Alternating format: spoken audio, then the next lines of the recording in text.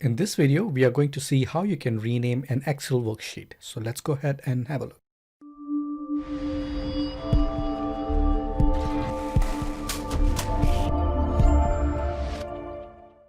Now here we are in our monthly budget worksheet, and this is the example that we have been using throughout the video series. In one of the previous episodes, I think in episode 24, we had discussed how you can create new sheets over here by clicking on this plus sign, and you can keep on creating new sheets, right?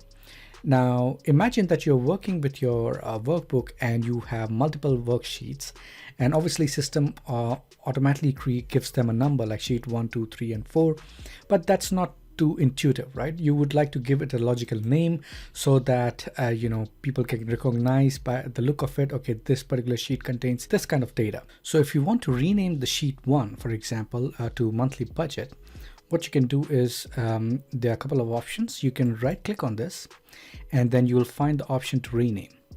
Or if you want to use the shortcut, then what you can do is just double click on it. And if you double click on it, you will be able to rename this. So let's say I rename it to monthly budget, and then just hit on enter, and then it's renamed, right? Similarly, if you want to rename other sheets, you can just right click on it and use the rename option, or use the double click function, which is the shortcut, to rename the sheet. So why don't you go ahead and try it out for yourself, and stay tuned for our next video.